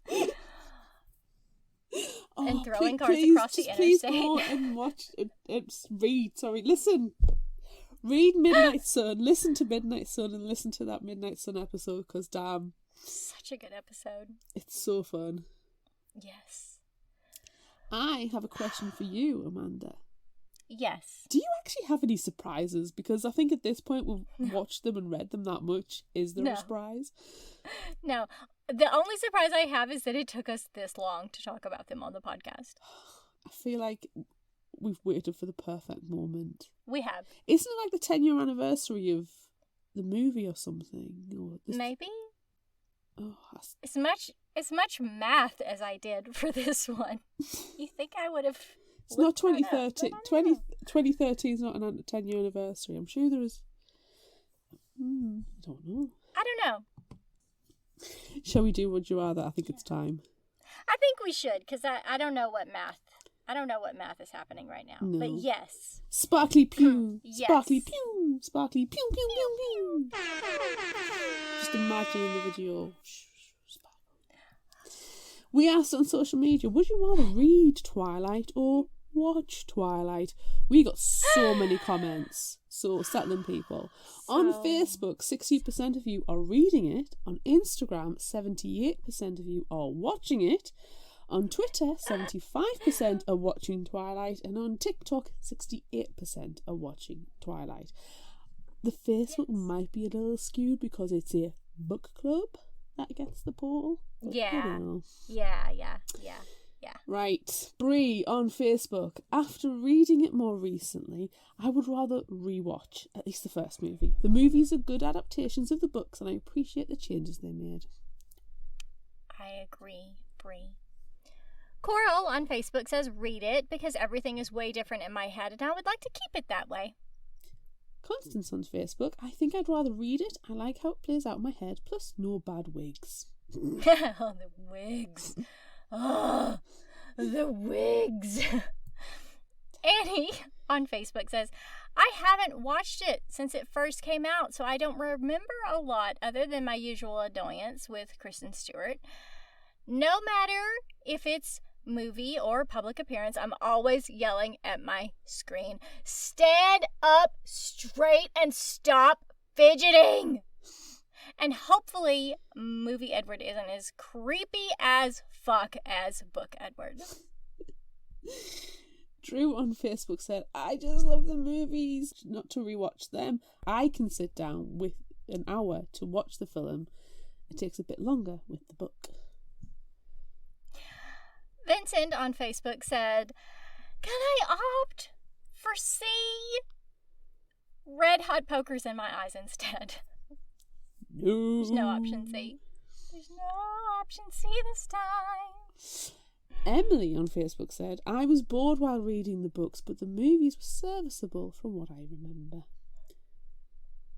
Cindy on Facebook said, for the most part, I found the books better, though I did prefer the ending of the last movie, the battle. Can I just tell everyone that Cindy is my mother, and one of my favorite memories of all times is us watching the movies together, especially Breaking Dawn Part 2. We will get to that. But that is one of my favorite memories. Nice. Colin on Facebook says, well, as much as I'd rather shit in my hands and clap than do either of them, I'm sure as hell not going to read the accursed things. Watch them because they're on in the background, because Claire's watching them while I sit on this other sofa reading comics and drinking whiskey. Whiskey. I want whiskey now, damn it. Also cheese. Did you know that apparently blue cheese goes really well with whiskey? My therapist told me that. Well, ladies and gentlemen, you'll be pleased to know that Colin, this evening, watched Twilight with me. He did not have a whiskey, he did have a beer, and he was putting together his Warhammer 40k models. While I was on the sofa watching the movie, he was on the floor. That's shameful. My husband went with me, dressed up, to midnight movie releases. Well, we didn't have the midnight movie releases. We didn't have that. And it's not really unless it's like a convention or a special screening type thing, you don't really go dressed up. That's extremely American. You don't clap in the cinema either. I hate that. Or on planes. Can I just say out loud? I hate that. Thank you. I hate it. I don't know. I hate and it. Don't clap on aeroplanes. It's stupid. Stop Anywho, it. Stop clapping. But my husband did go to see all of the Twilight movies with me. And probably more than once as well, because we have a cinema card. So he will go and he will keep his mouth shut because I will buy him snacks while I enjoy the movie. Now I have to get a whiskey. L20 Kev on Instagram said, reading is too hard and tiring for my brain, so I have two options if I want to read a book. Wait for a movie adaptation, or wait until Fictional Hangover and read/watch their story synopsis. I love that. Thanks, L20 Kev. L20 Kev. That's probably my favorite comment. My favourite comment is Crystal on Facebook, who said, option D, clearly she's read the other comments, B, Twilight. Oh.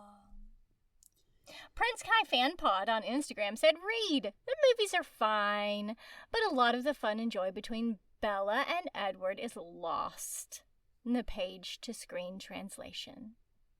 Love that sepia filter, though. It does. It goes from blue to sepia. It's very harsh in between. Smash cut sepia. Yes. Movie 1 is very blue, and movie 2 is very sepia. And you can even see it in my cup. The inside of the cup, friends, is sepia. This is a movie 2 cup. Sorry. I keep showing my cup to everyone because you're watching this episode. Because you can, because everyone gets to watch this one. It's special. Linda LaFleur on Instagram, neither for Twilight, though I may not know what I'm missing. I always rather read. It was interesting to me to finally grasp what my daughter would always rather watch. Differently wired. Author friend Kelly DeVos on Instagram says, oh my gosh, read! The movie is great, though. And Rhonda with a book on Instagram said, watch, preferably with a friend who has the same ironic yet genuine love for it, so we can lovingly heckle together. Which is that's us. Our book fangers. Yes.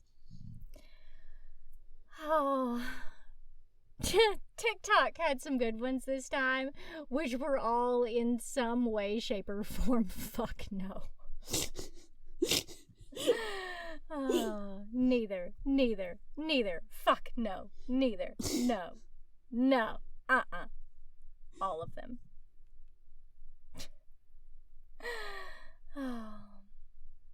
There were some good library comments as well. Yes. Yeah.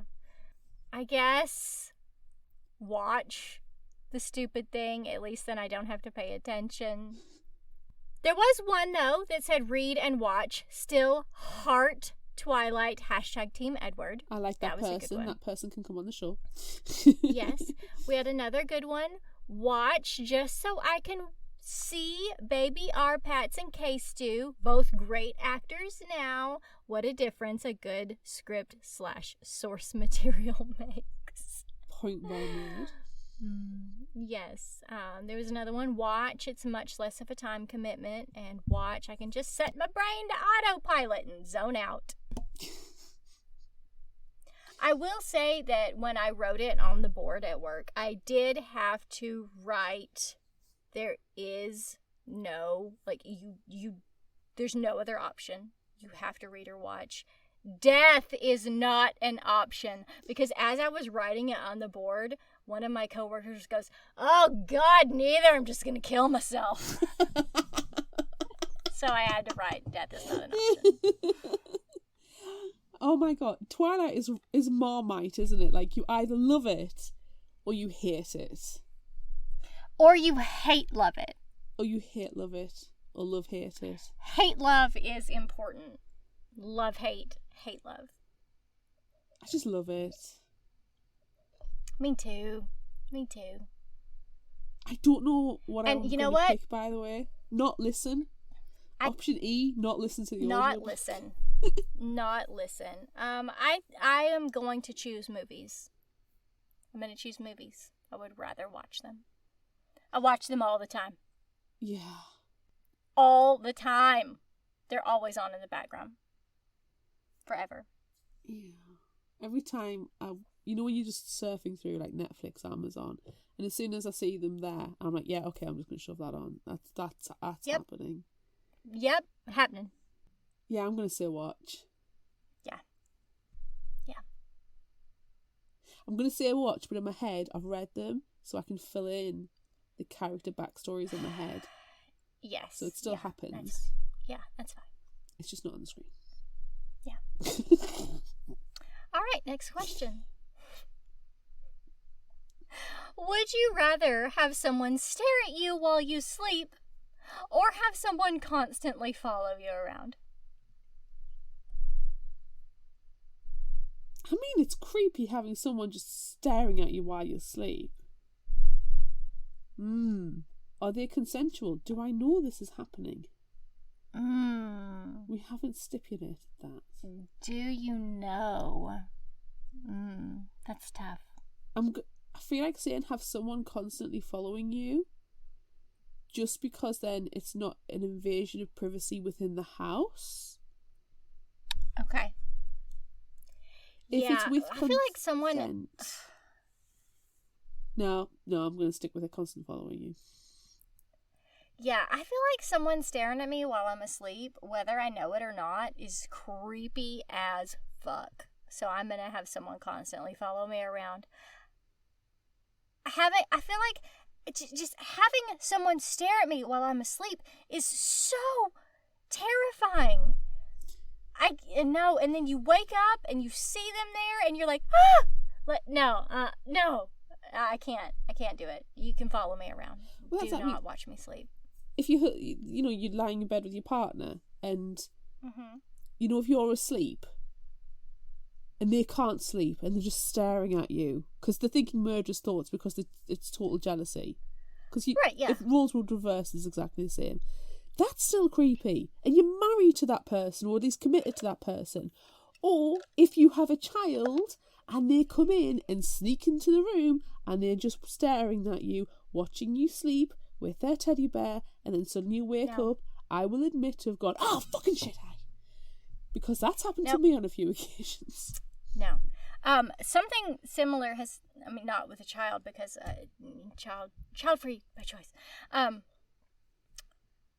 There was one time I had fallen asleep, and this is when Jacob worked late. And there was one time I was asleep, and he came in, and it was so precious, and he was going to just give me a little smooch because he just got home. I woke up in a panic, screaming, no, what? No. And he's like, it's me, no. It was terrifying. No, don't do it. No, don't watch people while they sleep. Don't do it. No, don't. Creepy. No. Creepy. No, don't do it. Stop it. Next question. Stop it. Next question. Would Please. you rather wrestle a bear or fight a mountain lion? You can have vampiric strength, dexterity, etc. Oh, thank you. You can be sparkling vampire Amanda with your open, button-down, sleeveless shirt. Thank you. That's what I'm wearing. All times from now on. I'm gonna fight a bear. I feel like mountain lions need to be protected. There's not a lot of them, so I'm gonna wrestle a bear. Bears are cute and fluffy and have those adorable little ears, but they will take you down in one swipe. Yeah. They are badass. I'm gonna go mountain lion. I'm gonna save them. I mean, I'm just fighting it. They're endangered. I'm not necessarily going to kill it and eat it. I'm just gonna fight. I'm just gonna, Emmett style fight. wrestle a mountain lion. Yeah. That's fine. Next question. It's so bad. Ask it. You know So you want bad. it. We're moving on to the movies now. Would you rather go to La Push Baby?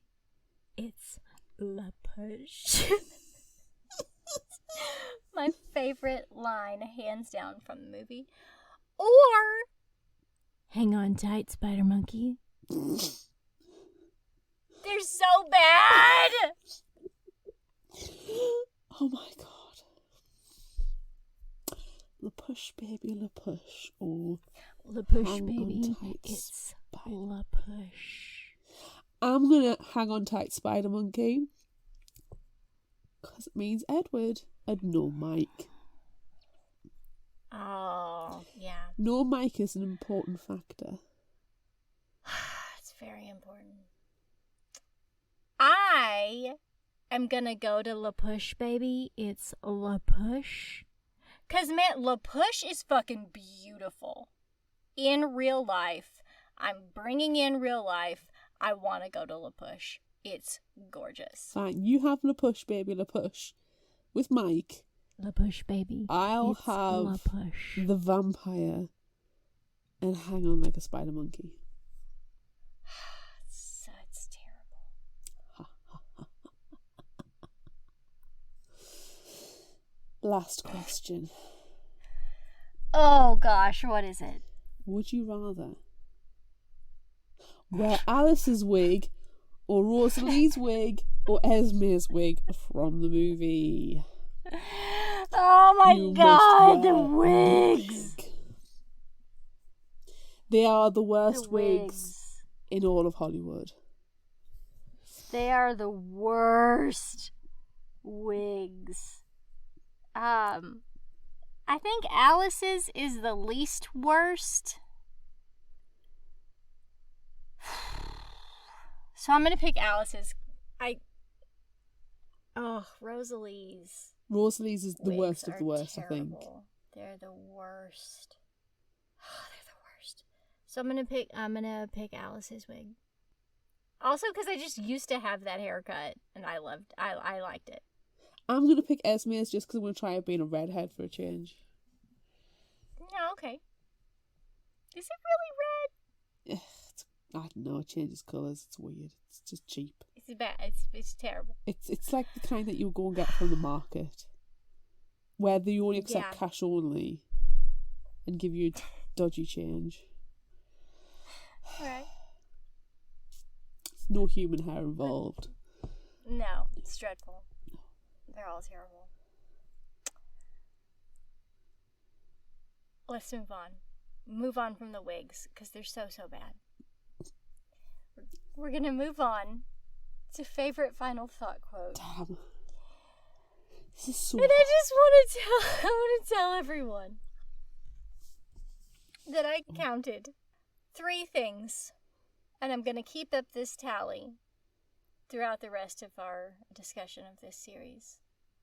And it's gonna get worse. But I counted. It's very, very important. The number of times certain words were said. Oh, is it La Push Baby, La Push? La Push Baby, it's La Push. No.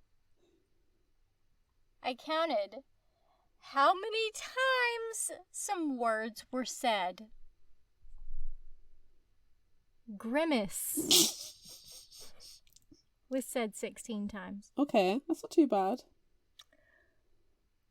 Murmur was 46 times. Oh.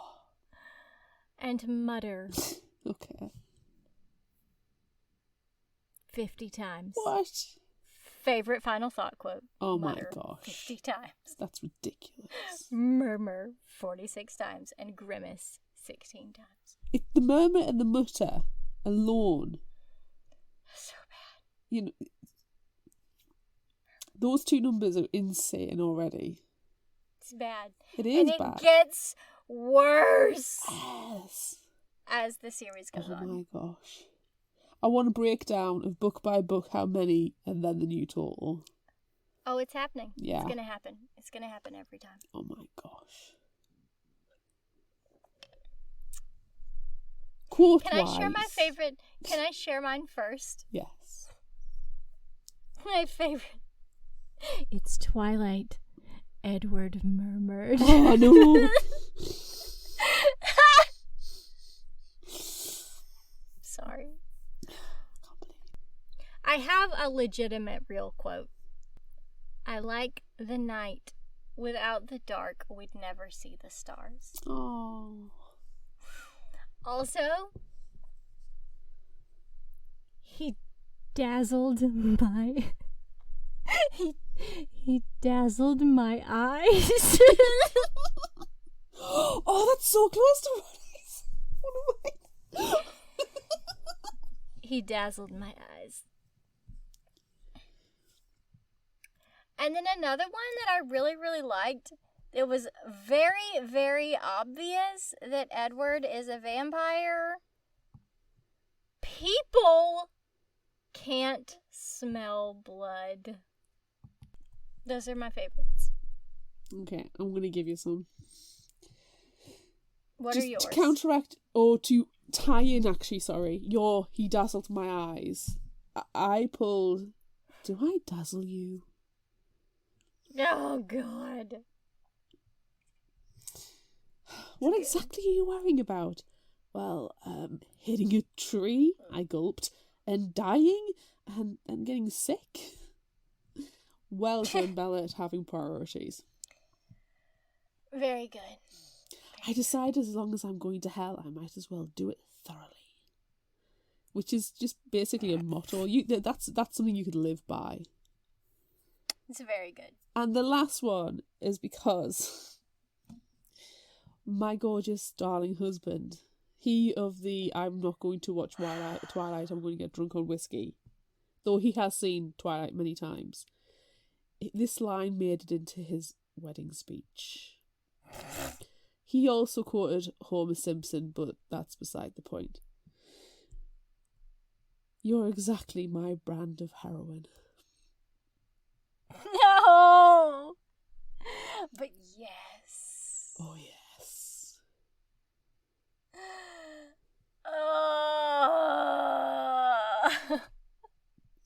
That line. So bad. Perfect. So bad. Perfect. There's like a million other quotes, but I'm not going to go into There's this. so many. There's so many quotes. And they all are murmur. And mutters. and mutter, murmur, Should and grimace. we mutter and murmur our recommendations? Yes. If you liked this, try this. What are you going to suggest? Well, I'm going to give credit to superfan Coral, who we were messaging, and she sent me a picture of her book haul, and this was on the pile, and I was like, ooh, that looks fun. So I looked it up, and I was like, yes, it does look fun. And it's Vamps Fresh Blood by Nicole R. End. So there's some good reads. Welcome to Vamps, an elite academy in the Swiss Alps for the children of the wealthiest and powerful vampire families. Dylan is an outsider, a Dhampir, half vampire, half human, sent to Vamps to learn to nurture his vampire side. Thrown in at the deep end, he must embrace his fangs if he is to survive.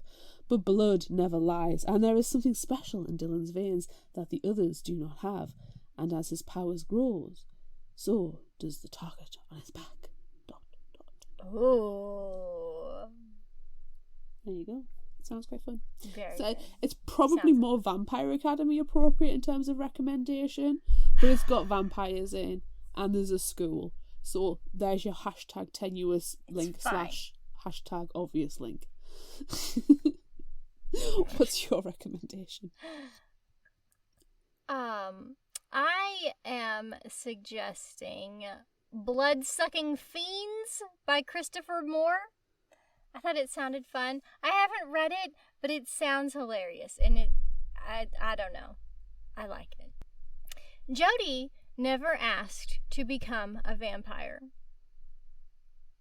It's like the opposite, because Bella's begging to become a vampire. It's fine. Jody never asked to become a vampire, but when she wakes up under an alley dumpster with a badly burned arm, an aching neck, superhuman strength, and a distinctly Nosferatuan thirst, she realizes the decision has been made for her. I like Nosferatuan I don't need anything else. thirst. That phrase, Nosferatuan thirst, has sold it to me. Making the transition from 9-to-5 grind to an eternity of nocturnal prowlings is gonna take some doing, however, and that's where C. Thomas Flood fits in. A would-be Kerouac from Incontinence, Indiana, Thomas to his friends, is biding his time night clerking and frozen turkey bowling in a San Francisco Safeway. I love all of that.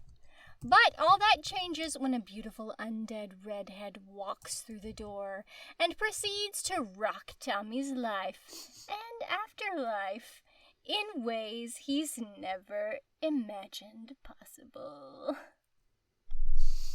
That sounds absolutely amazing.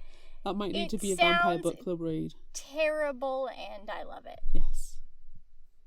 Do we have an appropriate spotlight or not? No, but we do. Could we? Have I don't know if we could after all of this, Delight. No. But we have one that I want to just start talking about now. I want to just start sneaking it into things because it could potentially happen in the future. Throwback by Maureen Gu. Just want to get it out there. Yeah. And it also it's fun, and I want us to talk about it. Throwback. A lot of fun. Being a first-generation Asian American immigrant is hard. You know what's harder? Being the daughter of one. Samantha Kang has never gotten along with her mother, Priscilla, and has never understood her bougie nightmare John Hughes high school expectations. After a huge fight between them, Sam is desperate to move forward, but instead finds herself thrown back. Way back. In time. To her shock, Sam finds herself back in high school. In the 90s. Oh. With a 17-year-old Priscilla. She's back in time in high school with her mom. Mm. Now this Gen Z girl must try to fit into an analog world. She's got the fashion down, but everything else is baffling. What is microfiche? What's with the casual racism and misogyny? And why does it feel like Priscilla is someone she could actually be friends with? Sam's blast to the past has her finding the right romance in the wrong time while questioning everything she thought she knew about her mom and herself. Will Sam figure out what she needs to do to fix things for her mom so that she can go back to a time she understands? I just really want to read it. I really want to talk about it, but there's also some high school stuff, and it's fine, so it's kind of a tenuous link. I don't know. I just want to talk about it. That's amazing. I just want to talk about it. I don't know. That sounds really fun. That's it for this episode of Fictional Hangover. Our first Twilight episode. I'm Amanda. And I'm Claire. Join us next time as we discuss Heartstopper, Volume 3 by Alice Oseman. Heartstopper. Look out for our Would You Rather polls on social media. Don't forget about our book club and monthly challenges on Facebook, which everyone, you can join us. There's enough time for you to read this book, watch this episode, and join us for our book club chat. Vampire Book Club. It's so much fun. So be sure to watch this episode because you can watch it. Watch this one. It's so fun. I'm getting the impression you can watch this episode. I just want everyone to join us for book club. It's going to be a ton of fun. Anyway, what else?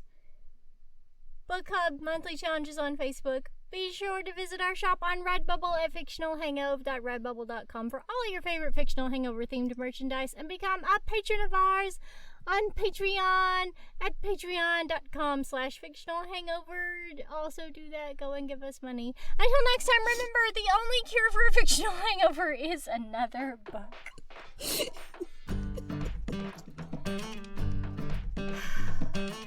Everyone to watch our episodes. I just want everyone to do all of those things. You can find us at fictionalhangover.com, follow us on Instagram at fictionalhangover, find us on Facebook at facebook.com/fictionalhangover, and on Twitter at fictionalhangover, no ER. If you like this episode, check out our others, and be sure to rate, review, and subscribe so you don't miss out. And finally, special thanks to Liz Emerson for her music. You can find her on Facebook and Patreon. Thanks for listening.